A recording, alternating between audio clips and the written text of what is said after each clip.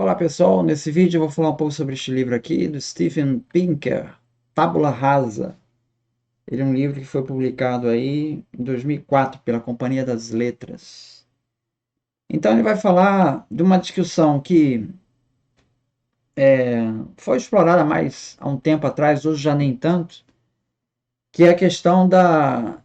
A gente é um papel em branco, a gente nasce com um papel em branco e que o ambiente, os nossos pais, eles vão imprimindo sobre nós as nossas características, ou a gente já nasce de fábrica, né? De nascença, geneticamente, a gente traz algumas características comportamentais, que vêm de genética, né?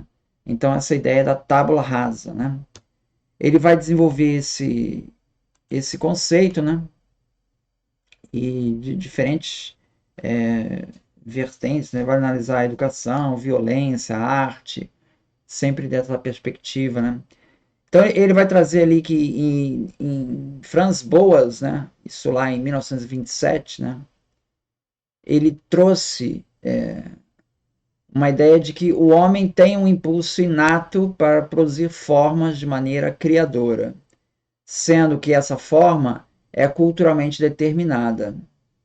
Então, para o Franz Boas, as mentes são moldadas pela cultura, de modo que as diferenças entre os grupos étnicos elas são explicadas pelas diferentes culturas.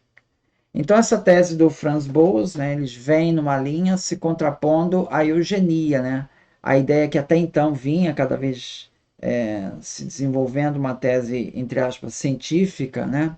Um darwinismo social aí, que ela traria, então, essas características inatas que determinariam a diferença entre as raças. O Boas vai dizer que não.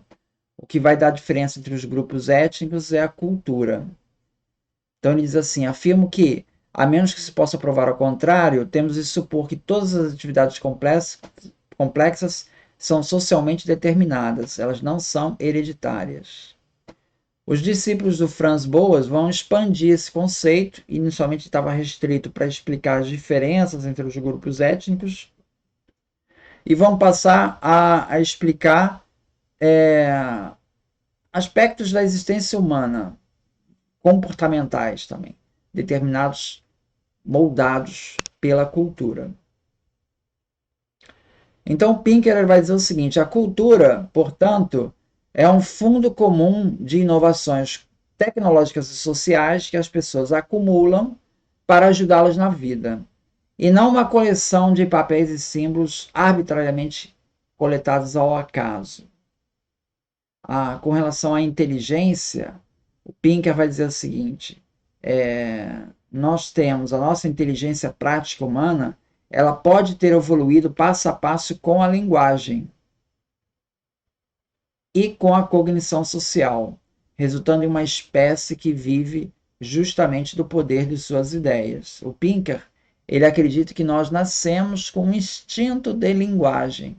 Então, isso vai seguir junto com o Noam Chomsky também.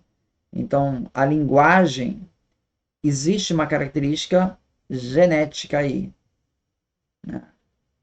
O Noam Chomsky e o Steven Pinker, eles entendem que as línguas variam dentro de parâmetros mais ou menos fixos, compondo uma gramática universal, que teria surgido ali por volta de 50 a 100 mil anos atrás, que foi o resultado de uma variação genética do Homo sapiens. Steven Pinker argumenta que tal linguagem universal, assim como outros valores, como, por exemplo, costumes matrimoniais, tabus relativos a alimentos, superstições, isso pode variar entre uma cultura e outra, mas eles têm um substrato em comum, inato e universal. Então, Steven Pinker diz o seguinte: a mente é um sistema complexo composto de muitas partes que interagem. O comportamento pode variar entre as culturas, mas a estrutura dos programas mentais que geram comportamento não precisa variar. Então, o Pinker ele vai retomar o tema da sociobiologia. Então, você veja que ele está dando destaque para essa característica instintiva, genética do ser humano. Não é só uma questão só de cultura, como dizia o Franz Boas. E também não é uma questão só de genética, como diziam os eugenistas. É uma mistura. Então ele vai pegar ali, meio que tratar do conceito de sociobiologia de autores como Wilson, tá? Que ele escreveu um livro de sociobiologia que teve um impacto muito grande lá nos Estados Unidos e que ele destacava o papel dos genes e da seleção natural nas estratégias de comportamento social. Então não é só cor de pele, características anatômicas, características comportamentais também passam por essa seleção natural. Então, a ideia central da sociobiologia é de que o comportamento social ele é moldado pela seleção natural da mesma forma que os traços físicos e fisiológicos. Então, cooperação, altruísmo, conflito, violência, moralidade, tudo isso pode ser explicado em termos de adaptações evolutivas que aumentam as chances de sobrevivência e reprodução dos indivíduos e dos seus genes.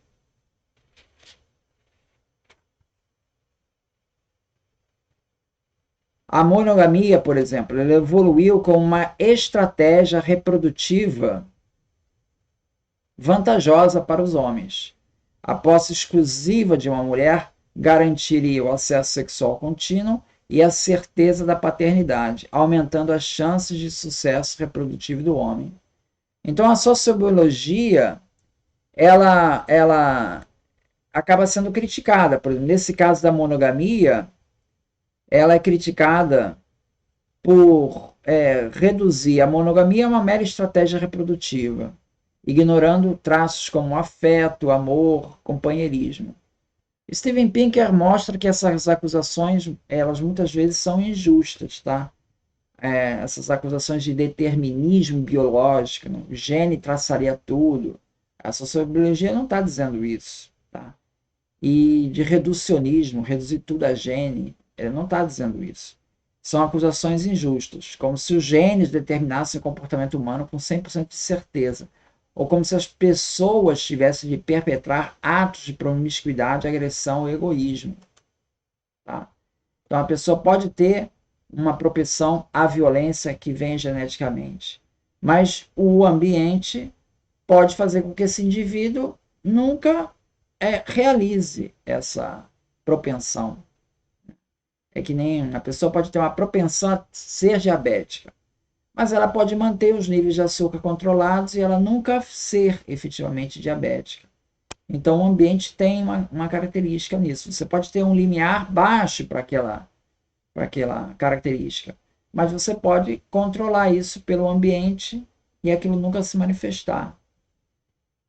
Em um manifesto contra a sociobiologia, Stephen Jay Gould ele escreve o seguinte: não estamos negando que existem componentes genéticos no comportamento humano, mas desconfiamos que universais biológicos humanos hão de ser descobertas mais na generalidade de comer, excretar, dormir, do que em hábitos tão específicos e altamente variáveis como guerra, exploração sexual e uso de dinheiro como meio de troca. Então, o Pinker vai criticar o Gould, né, nesse ponto.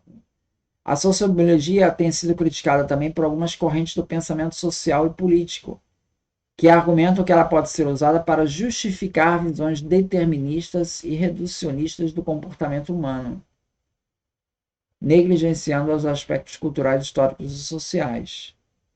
Aí o Steven Pinker lista quais seriam esses temores que as pessoas têm da sociobiologia. Bom, primeiro, se as pessoas forem inatamente diferentes, então a opressão e a discriminação são justificadas.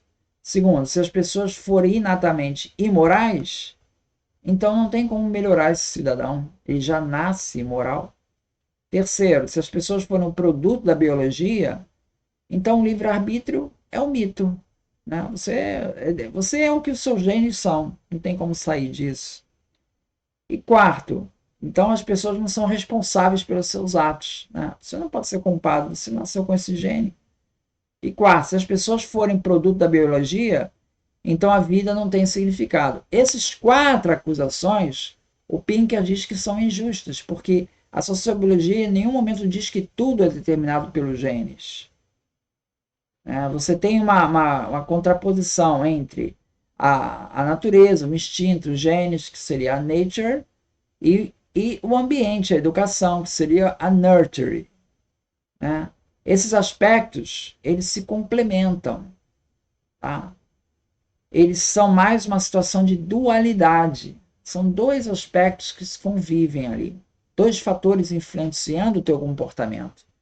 E não de uma antinomia. Né? Na dualidade, os opostos existem e são complementares. E formam um todo. Na antinomia, pelo contrário, não existe essa harmonia. Tá? Ou é uma coisa ou outra. Ou é livre-arbítrio ou é determinismo. Tem como conciliar os dois. Né? Então, na verdade, ele está dizendo que isso são dualidades, essas coisas se conciliam. Genes e ambiente se conciliam. Tá? Então, o Pinker vai dizer assim: se por um lado todas as características de comportamento humano são hereditárias, por outro lado, isso não significa que somos relógios cuco ou pianos de corda executando irracionalmente os ditames do DNA. Então ele vai colocar essas questões em perspectiva e vai analisar diferentes fatores aí, diferentes traços aí de comportamento humano, sempre diante desse debate, como pano de fundo. Muito obrigado, então.